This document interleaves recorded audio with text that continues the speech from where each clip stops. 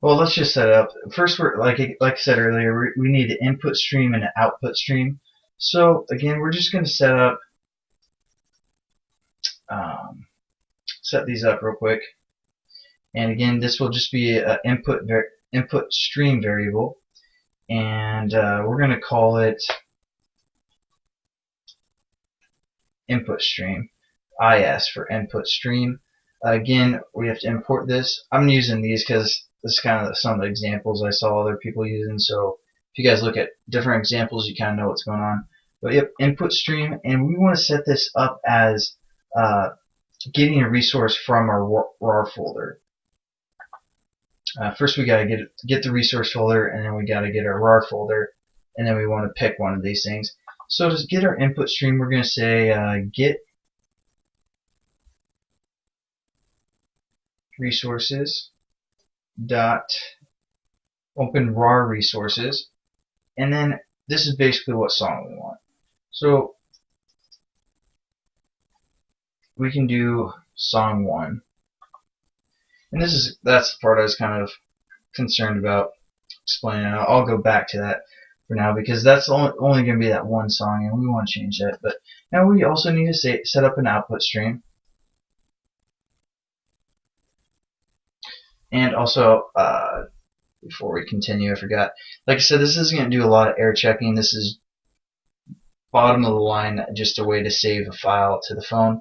And for example, if there's something labeled, like if they had an important like wedding picture or something, and we labeled this like wedding picture, the exact same name, it'd override it, and they'd probably be pretty pissed at you for your app doing that. But yeah, make sure it's like a unique label if you guys don't want to lose any songs or whatever. So keep that in mind. And then we also have to import the output stream. Sorry about it.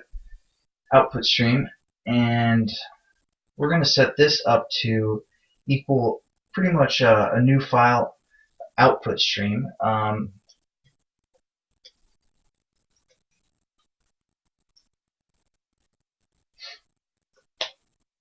What is this going to take in as parameters? Well, this is going to take in the parameters file, because this is going to output the stream, and we want it to output our file that we set up, which will locate the path and give it a name. So then we just want to close that off, and I don't know, might have to import file output stream as well. And now we need to set up an array to take in all the data from basically our resource right here. So what we need to do next is we need to set up an array, and it's going to be a bit array or a byte. And again, it's just going to read pretty much all the bytes available in that resource, and that's basically all it's going to do. So we need to set up a new byte array, and to set up an array for length like we did with that one food one, you can put in a bunch of stuff, and it'll basically determine the length of that array. But what we're going to do is we're going to set up this variable in here, our input stream, and then we also want to say, hey, if it's available, or however many is available of bytes of this resource, basically.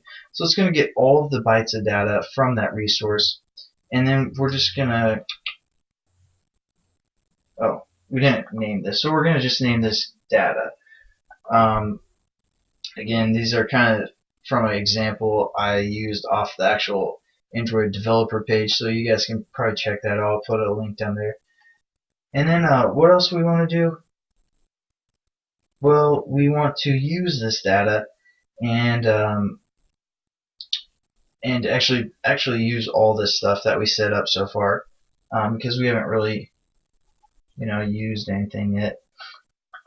So first we're going to say input stream, and we're going to say what do we want our input stream to do? Well, we want it to read, and we want it to read our data byte bit array. Sorry about it.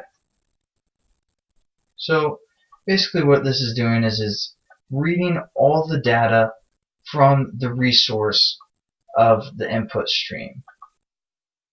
And then we just want to say our output stream, well, we want to write this data now because we read it and it's not going to do anything unless if we write it. So we want to write the data, and again, this will be the output stream of where we set up that file up here. So it's going to read the data from the input stream and then write the data to the file that we set up. And then all you have to do is close off both the input stream and the output stream.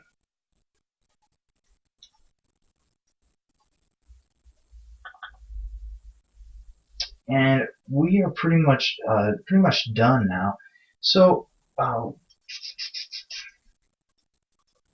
it's giving us an error because we need to catch the exceptions. So we're going to say catch input output exception. Call it E. And what do we want this to do? Well, if this is going to fail, or I'm going to import this real quick. If this is going to fail, well, we just want to set up a toast saying that it failed. So we're going to say toast fail equals toast make text tutorial. You guys done this before, you're experts at this.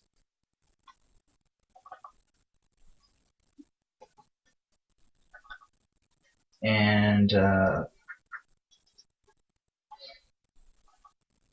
so now we know if it's not basically working in our try, it's going to go to the exception, which is fail, and we also need to show that toast.